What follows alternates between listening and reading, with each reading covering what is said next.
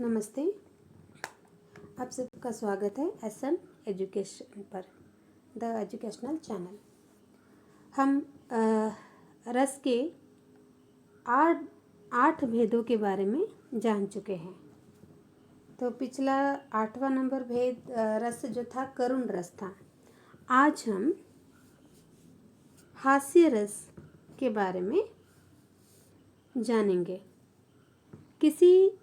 हास्य रस किसी अनोखी अद्भुत वेशभूषा, रूप व क्रियाकलाप को देखकर या विचित्र चेष्टाओं को देखकर हास्य भाव जागृत होता है, उसे हम हास्य रस कहते हैं। यानी आप किसी ऐसी चीज़ को या ऐसे रूप को या किसी ऐसे दृश्य को देखते हो जिससे आपके अंदर हंसने की भाव, हंसी आ जाती है आपके मन में, आप हंस पड़ते हो।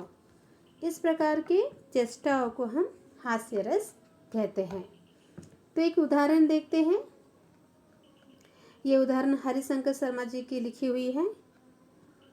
सब यानन ते श्रेष्ठ अति द्रुत गति गामिनी कार, धनिक जननी के जीयवसी निशिदिन करती बिहार, पों पों करती सुहावनी कैसे मुनि मख शंख बजा वहीं जैसे, मग बीच कीच उलिचती कैसे, फागुन फाग रचही जन जैसे। तो यहाँ पर इस पंक्ति का अर्थ ये है कि जो यानन यानी जो वाहन है, यानन यानी यहाँ पर वाहन कहा गया है। वाहन जो सर्वश्रेष्ठ होता है और द्रुत गति से इसमें हम गमन करते हैं। जब हम इसमें गमन करते हैं तो इसमें बिहार का गमन यानी बिहार करते, इससे बैठकर हम जाते हैं तो इसके पों पकड़ के इसके शंख जैसे जो हॉर्न बजते हैं।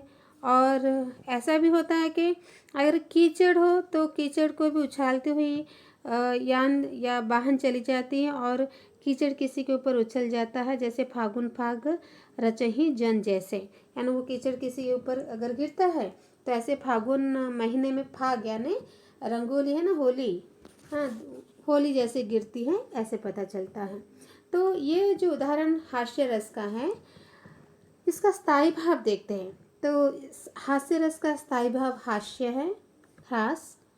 आलंबन किससे कौन ये कर रहा है? कार है, यानी यहाँ पर वाहन है, कार है। और उद्दीपन क्या है? कार की पोंपों और रास्ते में कीचड़ उछालना।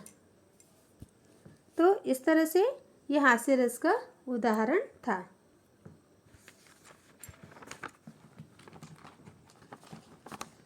उसके बाद हम आते हैं विवश रस पर। विवश रस जो है ये घृणा भाव उत्पन्न करता है। घृणा योग्य दृश्य देखने, घृणित कार्य के विषय में सुनने से मन में उठा भाव विवश रस कहलाता है। जुगुप्सा इसका स्थायी भाव है, यानी ऐसे चीज़ों को देखकर आपके मन में घृणा आती हो, आप ची क्या कर रहा है, ये घृणा आती हो, ऐसे भाव को हम विवश रस कहते हैं। तो इसका एक उदाहरण देखते हैं।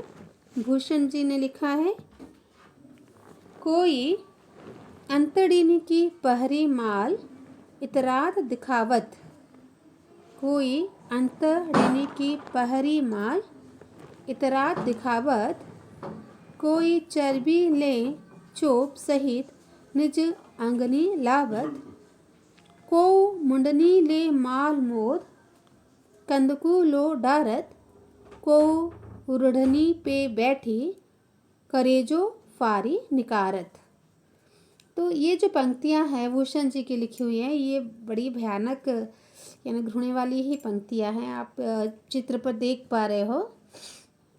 तो यह एक जो हठ योगी बाबा होते हैं ना, उन लोग क्या करते हैं जंगल में, तो अपने योग साधना के लिए किसी को मार डालते हैं, फिर उनकी अंतड़ियाँ निकाल देते हैं, हाँ, उसे माला करके गले में डालते हैं, फिर उसके चर्बियों से खेलते हैं और अंग में उसे लगाते हैं।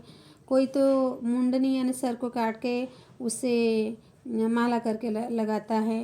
हाँ, तो इस तरह से जो गंदी चीज़ है, जो देखने से डर भी लगता है और घृणा भी लगती है, ऐसे चीज़ें को हम विवश रस कहते हैं। या फिर आप कोई और उदाहरण भी ले सकते हो, जैसे कि कई गलियों के बीच, कई नालों के पार, कूड़े करकट के ढेरों के बाद, बदबू से फटते जाते इस टोले के अंदर खुशबू रचते हैं हाथ। यानी अगर कहीं आप जा रहे हो तो कहीं पर आप गंदगी देखें, कीचड़ देखें, तो यहाँ पर भी आपको विवश रस आता है, आपको घृणा भाव आता है।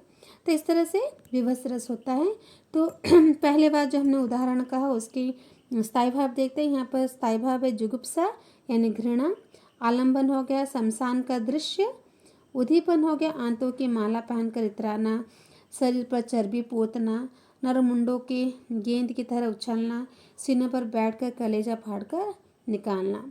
और अनुभव क्या हो जाता है, इस घृणित दृश्य को देखकर मुंह फेरना, यानी हमें इसे देखकर गंदा लगता है ना, तो हम मुंह फेर लेते हैं। संचारी भाव क्या है, तो दीनता यानी डर लगता है या ग्लानि गुस्सा लगता है, निर्वेद होता है, दया भी आती, इस तरह से इसके संचारी भाव है। अब हम शांत रस के बारे में जानेंगे। शांत रस से वैराग्य भावना या संसार के मोह माया के त्याग से शांत रस की उत्पत्ति होती है। तो देख रहे हैं आप गौतम बुद्ध जी की चित्र यहाँ पर है। जो वैराग्य यानी वैराग्य भावना है, संसार के मोह माया को छोड़ के वैराग्य ले गए थे। तो उदाहरण देखिए, कबहुक हो यह रहनी रहोगो, श्री रघुनाथ कृपालु कृपाते संत स्वभाव गहोगे। यानी यहाँ पर जो स्थायी भाव है निर्वेद या वैराग्य है, आलंबन है सांसारिक सुख साधन, उद्दीपन है सांसारिक माया को छोड़ना, अनुभाव है कथन चेतावनी या संकल्प, और संचारी भाव है घृणित मत या विमर्श करना। तो इस तरह से हमने शांत रस को आप पढ़ के जान पाओगे, क्योंकि शांत रस में आपको पढ़ने से सांसारिक मोह माया छोड़ने जैसे ही आपको प्रतीत होगा। तो स्थायी भाव और उसका आलंबन आपको पता चल गया। उसके बाद हम रस के जो कितने भाग है और क्या क्या है उसके बारे में पहले तो हम बता दिए थे पहले भाग में। फिर यहाँ पर एक टेबल बनाया गया फ्लो चार्ट जैसा, आप इसे देख लीजिए। रस जो है भाव पक्ष है, विभाव पक्ष है और अनुभाव है। रस को पहले 3 भाग में विभक्त किया गया है। पहला हो गया भाव पक्ष, दूसरा विभाव पक्ष, तीसरा अनुभाव। उसके बाद भाव पक्ष को 2 भागों में विभक्त किया गया है, एक है स्थायी भाव और दूसरा है संचारी भाव। स्थायी भाव जो आपको रस के अनुसार स्थायी भाव क्या होगा, आप तो 11 रसों के स्थायी भाव और रस के अनुसार आपने पहले टेबल में आप पढ़ दिए हैं। और संचारी भाव है आपको क्या मानसिक क्रिया या शारीरिक क्रिया होती है उसे पढ़ने के बाद वो संचारी भाव में चला गया। फिर दूसरा है रस का जो दूसरा भाग है विभाव पक्ष। विभाव पक्ष में 3 भाग किए गए हैं, आलंबन, उद्दीपन और आश्रय। जैसे कि मैंने कहा कि एक उदाहरण आपको दिया था कि एक छोटे से बच्चे को देखकर, जो प्यारा सा बच्चा है उसे देखकर आपको प्यार आ जाता है उसके लिए। तो यहाँ पर आप जो है आलंबन हो गए और जो बच्चा है ये आश्रय हो गया, और उद्दीपन वो बच्चे की जो क्रियाकलाप है, वो जो हंसती है या आपको देख के कुछ कहती है, वो क्रियाकलाप है।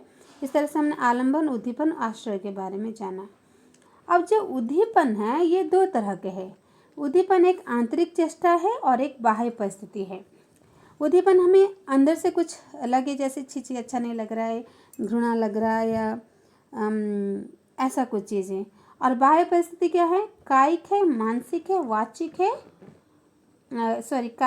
बाह्य परिस्थिति है। उसके बाद जो आश्रय है, आश्रय को 4 भागों में व्यक्त किया गया है, कायिक, मानसिक, वाचिक, आहार्य। यानी कायिक यानी शारीरिक क्रियाकलाप, मानसिक यानी मन से किया हुआ, वाचिक यानी बातों से, और आहार्य यानी वेशभूषा से, बाहर की पोशाक से। तो इस तरह से रस को इस तरह से विभिन्न पार्ट में किया गया। और अनुभव बस अनुभव में ही है। ये अनुभव जो होता है, जो कुछ क्षणिक भर के बातें होती हैं, जैसे कुछ संकल्प लेना, इस तरह से। तो इस तरह से हमने रस के विभिन्न विभाग के बारे में जान लिया। और उसके बाद कुछ अभ्यास प्रश्न हैं। मैंने इस अभ्यास प्रश्न के सारे प्रश्न को आपको फ़ोटो उठा के मैंने आपको दे दिया है। जैसे कि नीचे रसों के नाम दिए गए हैं, उनके स्थायी भाव लिखिए। हास्य रस का जो स्थायी भाव है, हाँ, हास्य रस का स्थायी भाव क्या है? हास्य रस का स्थायी भाव हास्य है। तो इस तरह से इसके जो आंसर्स है ये बहुत ही पीछे, यानी आपको लास्ट पेज में मिलेंगे। इस तरह से हमने दूसरा तीसरा पेज ऐसे करके सभी प्रश्न दे दिए और उसके अंत में आपको उत्तर भी यहाँ पर मिल गया है। तो आप प्रश्नों को पढ़ें, समझें और उत्तर को भी देखें। जो अंतिम प्रश्न में उत्तर है, अभ्यास के प्रश्नों के उत्तर लिखे गए हैं। आपसे उत्तर को प्रश्नों को पढ़े, उत्तर को पढ़े, समझे। अगर कुछ समझ में नहीं आया तो आप मुझे कमेंट्स करके बता सकते हैं। और इस तरह से 4 भागों में रस जो पाठ है ये समाप्त हो गया है। तो आशा है आपको ज़रूर ये काम आएगी।